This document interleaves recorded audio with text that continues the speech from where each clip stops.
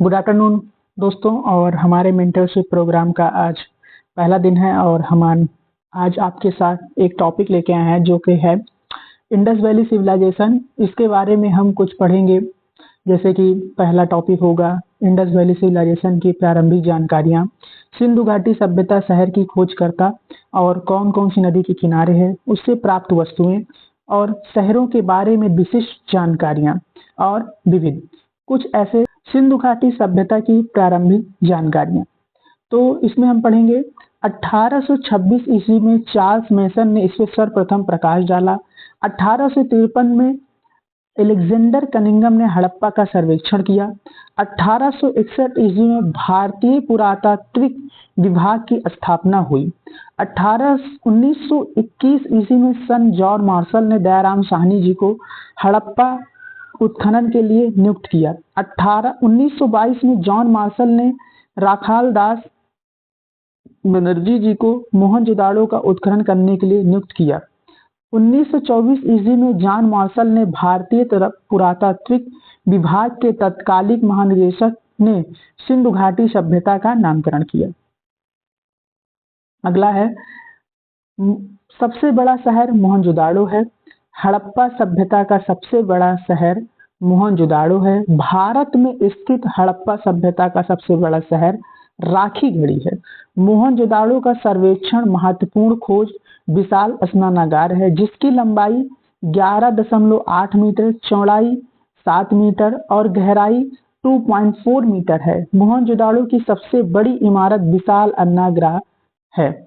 लोथल नगर के दरवाजे मुख्य सड़क की ओर खुलते थे।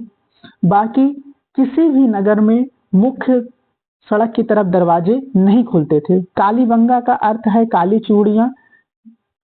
यहाँ पे जुटे हुए खेत के साक्ष्य मिले। धौलावीर को 2019-20 में विश्व धरोहर स्थल में शामिल किया गया। धौलावीर में स्टेडियम, वेधशाला, पुलिस युक्त सूचना पट, 16 कृत्रिम जलाशय प्राप्त हुए। ये नई जानकारी है जिसको आप अपने अपडेट कर लीजिए। सुतकोटदा भी गुजरात में स्थित है। यहाँ पे घोड़े की अस्थियां मिली हैं, किंतु सिंधु घाटी सभ्यता के लोगों को घोड़े का ज्ञान नहीं था। आगे, सिंधु सभ्यता के लोगों को लिपि का ज्ञान था। उनकी लिपि भाव चित्रात्मक थी। यह दाएं से बाएं लिखी जाती थी। इसे गोमूत्र अक्षरण लिपि कहते हैं। सिंधु घाटी का समाज संभवतः 4 वर्णों में विभाजित था: पुरोहित वर्ग, व्यापारी वर्ग, किसान वर्ग और श्रमिक वर्ग। मिट्टी की मूर्तियां आग में पकाकर बनाई गई जिसे टेराकोटा पद्धति कहते हैं।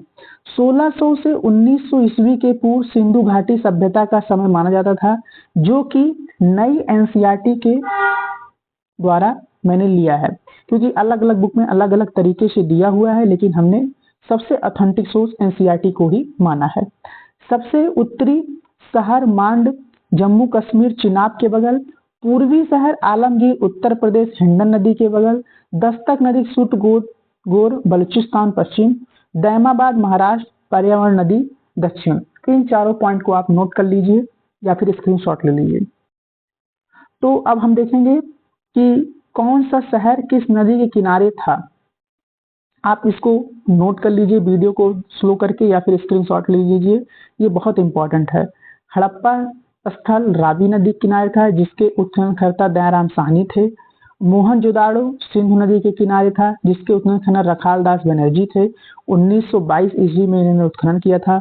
लोथल जो कि गुजरात के अहमदाबाद जिले में है, वो भोगवा नदी के किनारे है।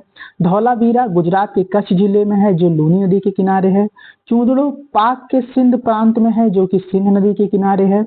और सुरकोटदा कच्छ गुजरात में है जो भोगवा नदी के किनारे है। रंगपुर बहुत इंपॉर्टेंट नहीं है। कालीबंगा जो कि हनुमानगढ़ जिले राजस्थान में है, ये घग्गर नदी किनारे है। यूपी के अक्सर एग्जामों में ये पूछा जाता है। आलमगीरपुर मेरठ उत्तर प्रदेश हिंडन नदी के किनारे है। दैमाबाद अहमदनगर महाराष्ट्र प्रवरा नदी के किनारे है। तो अब अगला आता है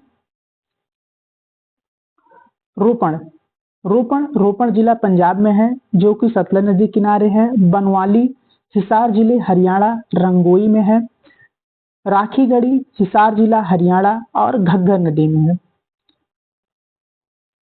उसके बाद कोई बहुत इम्पोर्टेंट नहीं है, इसमें बालाकोट है जो कि आज भी पाकिस्तान में है, आप लोग सुने होंगे, कुन्हार नदी के किनारे है। और मांडा जम्मू कश्मीर में है जो चिनाब नदी के किनारे है। तो आप इसका एक बार ऐसे स्क्रीनशॉट ले लीजिए, हम ऐसे पॉज कर देते हैं वीडियो। तो अब आगे बढ़ते हुए प्राप्त वस्तुएं, हड़प्पा में R37 कब्रिस्तान जो कि विदेशी कब्र, इक्का गाड़ी, सिंगार पेटिका और स्टैचू ऑफ पीस एक पुरोहित की मूर्ति मिली है।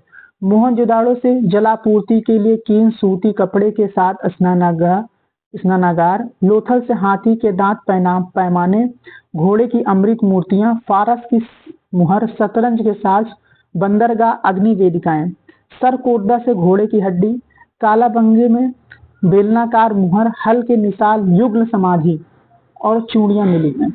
राखीगढ़ी से चबूतरे पर बनी यज्ञ वेदियां मिली हैं।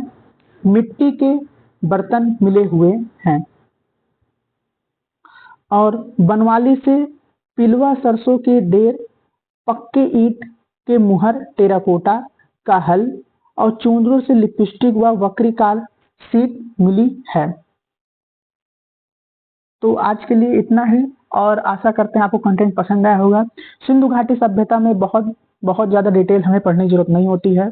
थोड़े थोड़े क्वेश्चंस आते रहते हैं, चाहे छोटे एग्जाम जीडी लेवल के हो, एसएससी सीजीएल हो या फिर स्टेट का कोई भी एग्जाम हो, एक दो क्वेश्चन देखने को हमें मिल जाते हैं और बहुत ही ऊपरी क्वेश्चन होते हैं। बस हमें बार बार इसको रिवीजन करने की होती है। आप इसको कॉपी पेन से कलम से नोट करें और इसको बार बार रिवीजन करें ताकि अच्छे से आप एग्जाम में बैठने पर क्वेश्चन को बिना कंफ्यूजन के अटेम्प्ट कर सकें। धन्यवाद।